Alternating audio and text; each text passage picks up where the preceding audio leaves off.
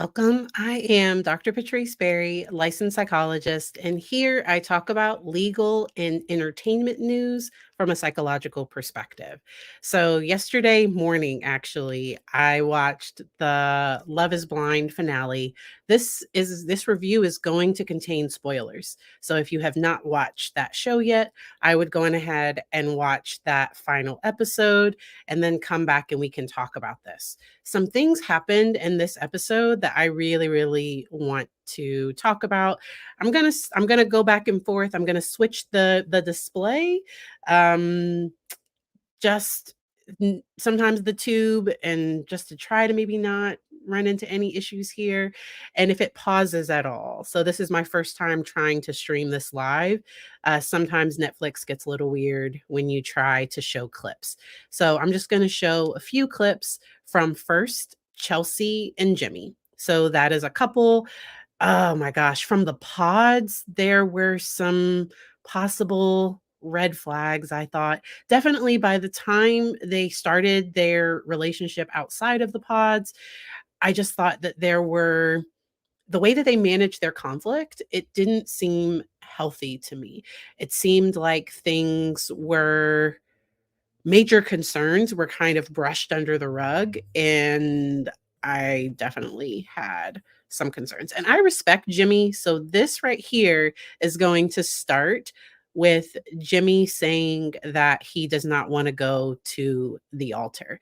And at least, because to me, he could have done this in front of their family and friends, which to me is embarrassing. Like, if you know that you're not going to say yes, to me, you should let that person know as soon as possible. And relationships, so two great people might decide that they're either not ready to get married, that they don't want to get married, or that that just isn't their person.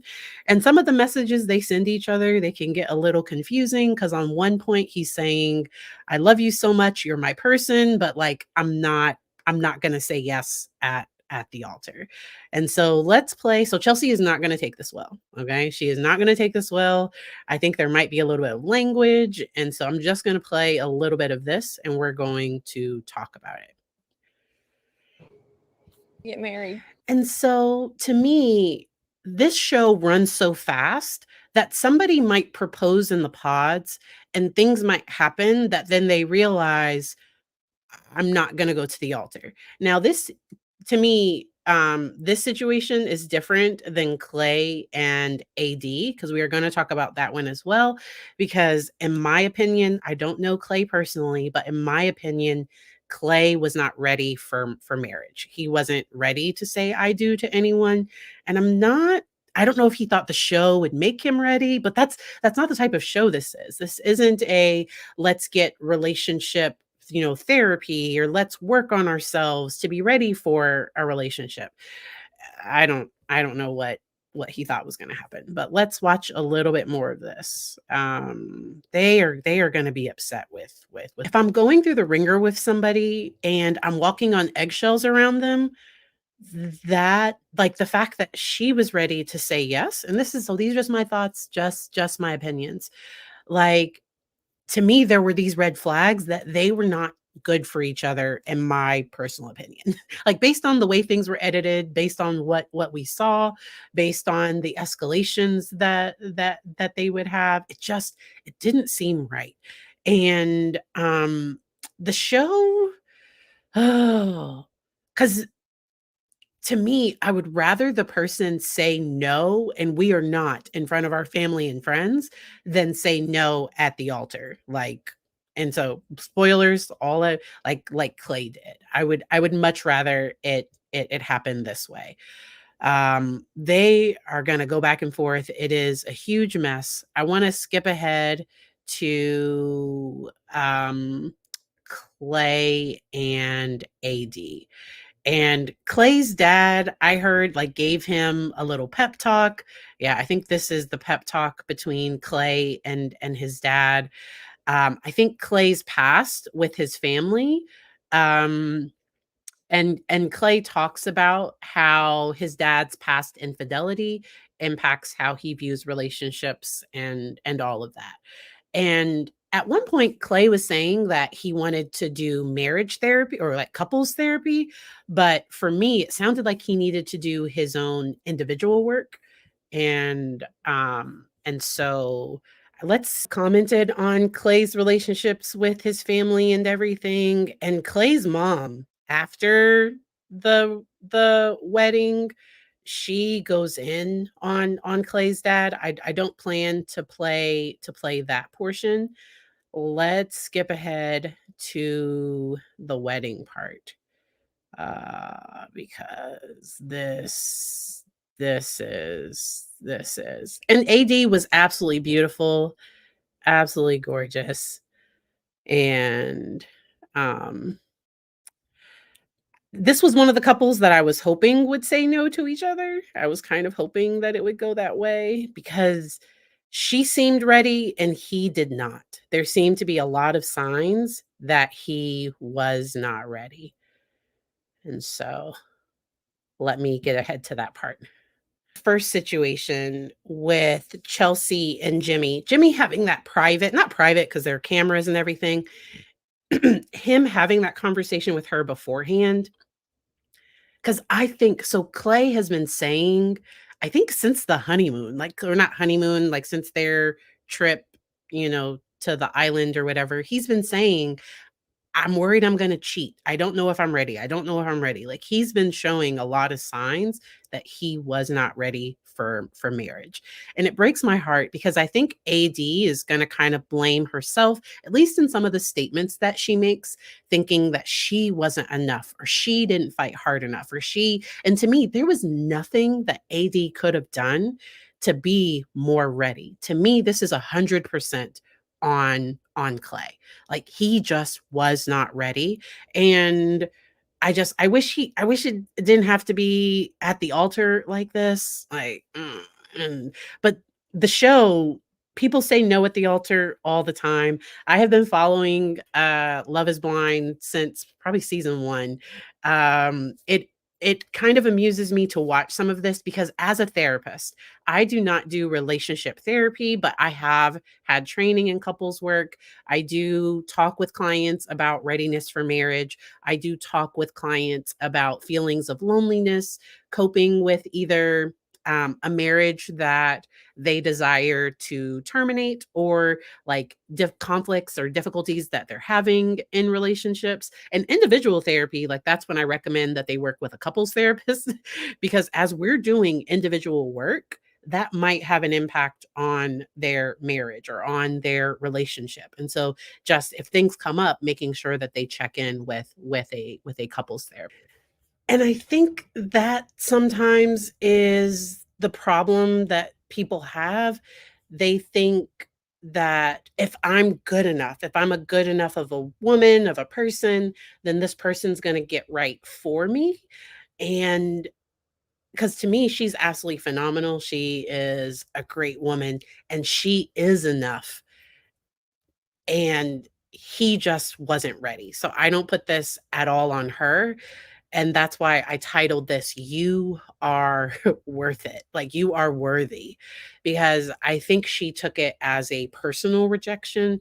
And I do think he was rejecting marriage and that he wasn't ready for marriage. And so why would you even start this if you but oh well, like that's a whole other place to go. Um and this can really hit, so I don't wanna overlook the fact that she is a Black woman as well, and that as an African American woman, that sometimes there's this pressure of, so the more educated a person is, the more successful they are, sometimes it can get really hard to date. It can be really hard to find, your person, and, I would rather be single and happy than married and miserable. And there is a great clip. I think I will find it and play it. I think I might have it queued up. Let me see if I can find it. But it is by Tyler Perry from I think it's from I Can Do Bad All by Myself. Um uh it is that if somebody wants to go, let them go. And so let's go on ahead. I have played this on something else, but I want to play it. I know you're not a spammer.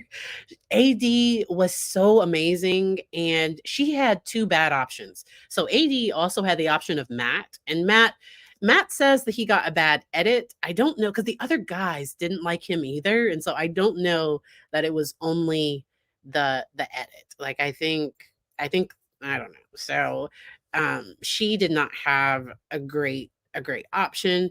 I truly wish AD the best moving forward. And so let me go in ahead and switch my screen. Let's try this one. All right. And let's try this one. I might have to restart it. Maybe. I always send you a sign. Don't sit there and tell that lie. Okay, I'm gonna start it. I'm starting from further back. I know Vanessa wasn't the best girl. She was the worst, absolute worst. You couldn't have got worse if you had prayed and said, God, send me worse. Bless me with worse, oh Father. I thought I could change her, Medea. You can't change people, son. I don't know what make folk think they can change somebody. You cannot change people. You cannot. And so that's where, and there's this famous quote, the only man you can change is in diapers. Like do not try to change people.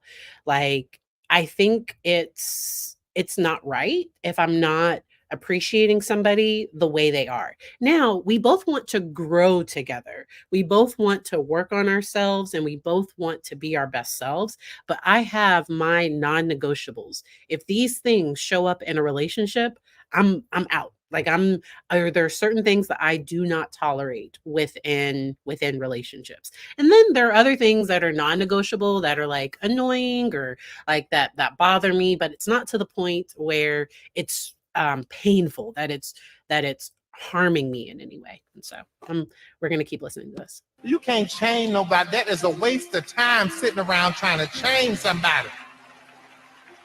Maya Angelou said it best. She said, if someone shows you who they are, believe them.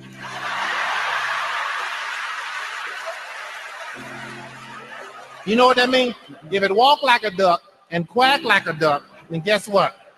It's a duck. Aflac. What up, Medea? I didn't see any of this coming. Don't sit there and tell that lie. I didn't. God always send you a sign. Don't sit there and tell that lie. That little voice in the back of your head that was telling you to pay attention, that was God's way of trying to get you to pay attention. And I would listen to that voice. I would stop what I'm doing. I remember I was asleep. It was 4:30 in the morning. That voice said, get up. I said, what's up? What's up? What's up? Man walking in the house. I said, where the hell you been? He said, working late. He worked at the bank.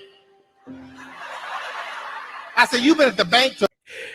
I'm going to fast forward because Medea finds out that he is not at the bank, and she catches him in a lie. Because if you keep asking questions, at some point you're going to figure it out. That's why I tell people, ain't no sense of you sitting there lying. Tell the truth. Because if you tell one lie, you got to tell 20 more to cover the one you told. That's why I tell folks, don't sit there and tell a lie. That just make you, when you lie to people, that make them doubt everything you ever say from that point on, or everything you ever said. May as well just tell the truth. And if you ever want to know if a man is cheating, ask him to give you one thing. If he give it to you, he ain't cheating. Ask him for... Whew.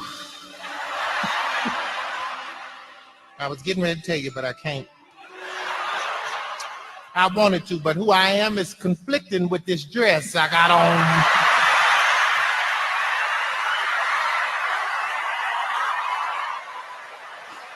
This is one of my all-time favorite scenes. No. Medea's strong, but she can't fight this player. I'm sorry. Hell no. No, Tyler spoke up just then. Come on, bro. Come on. Too far. You're going too far. When a man be cheating, you can catch them because they get themselves away. Men just, I don't understand. I'm going to skip ahead a little bit. Them things are slick. I know a woman that was married for 30 years. Don't do what you're supposed to do. You're always doing something wrong. And she walking around. Hey, Medea. I just What am I supposed to do now? Get up and go on with your life. It's all right to sit around, be depressed for a minute, cry about it, do whatever you have to, but don't stay there too long. Get up and go on with your life. This is what I learned in all these years on this earth. If somebody want to walk out of your life, let them go. Especially if you know you done everything you can do, you done sat around and been the best man or the best woman you could be, and they still want to go, let them go. Whatever they're running after, they'll see what they had in a minute, but by then it's going to be too late. Because half these people you be sitting around crying about it, worry about 2-3 years from now, you ain't going to even remember their last name. How many times you done seen folks somewhere, you be like, what the hell was I thinking? I done been there, I be like, what was wrong with me? What was I going through? I must have been lonely as hell to hook up with you. Let folks go, son. Some people come in your life for a lifetime, some come for a season. You got to know which is which. And you're going to always mess up when you mix them seasonal people up with lifetime expectations. You can't. Seasonal people with lifetime expectations. Seasonal people with lifetime expectations. And that's where, to me, I do think, because somebody's catching up. Hey, Sarah, welcome. And I do think that the fact that this was public, because to me, I think he knew he was going to say no, but I think he wanted the bachelor party and I don't know why he didn't say no before. He said it was a game day thing. To me, he was on the fence for a while. I'm talking about Clay. To me, he had been on the fence for a while. And AD has like released some posts, and she's talked about moving forward. She's definitely, based on what I've seen, she's definitely not going to date him or anything like that. They have the reunion special. I want to say it's next week, but yeah. They got people that got married with people they was only supposed to be with for a season. They done got married to people they only supposed to be with for a season and wonder why they having so much hell in their life. That was a person that was supposed to come and teach you one thing. You didn't know it, so you just fell in love. And now you wonder why, hey, you ain't got no peace, nowhere you go. No.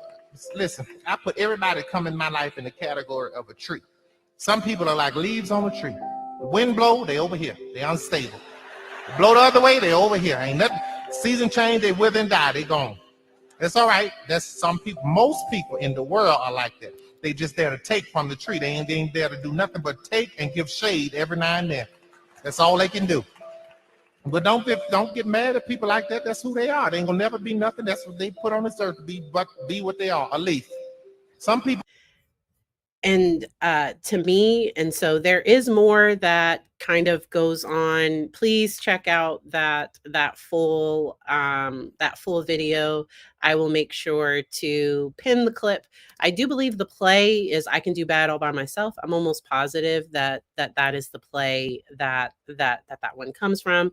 I do think that AD is not, because she said that she was done, especially being rejected like that publicly and everything. AD, from everything that she said that she was done with him, because that would almost be playing with her emotions and wanting it both ways. It would have been different if before they got to the altar, the person was like, hey, I really want to date a little bit more. Like, I'm not completely sure. Clay brought up something about finances in a part of the interview, and that just none of that made sense. From what I saw, it just sounded like he was not ready for marriage. And I think that had zero to do with AD. And AD has talked about being in therapy, and I'm sure if she's still in therapy, that I hope her therapist said, recognize these patterns, know your worth, your value, that it has to come from the inside. It can't come from the outside. So my worth and value isn't based on whether I'm a parent or not, or whether and this is easier said than done, especially for women, because a lot of times a single woman is looked at as a spinster, or what's wrong with you? When it's hey, a person can be phenomenal and be single. And a lot of people are single by choice, and there's nothing wrong with that. There are people that make the choice to not have children, and that doesn't make them less of a person or less of a woman or less of any of that. That our worth and value, that it gets to come from what I determine, and not from what society determines or from what the outside world determines, which, like I said, easier said than done. But those are my thoughts. Oy. So we'll be back to court coverage after this for anybody that does follow the court stuff. And Saturday, let's see. I'm thinking about covering the Bachelor paternity thing. I'm trying to find publicly available information because I think some stuff has been released that wasn't supposed to be released. And so I try to be careful with the information that I share. So I might just talk about people that fake pregnancies in general, or like I might find a way to talk about that on Saturday. So my next live will be Saturday at 2 p.m. Today was just a pop up. I wanted to talk about it. I have followed, mm, and from that case, from what I've seen, it seems really messy, and I want to do it in a responsible way, and then also a way that protects me, because I've heard that sometimes the woman in that case, I've heard sometimes she like presses lawsuits, or I don't know, like I don't have time for that kind of stuff. And so but I do think there are things about that situation that we can learn from. And so I am going to get ready for my next client. Today is Thursday.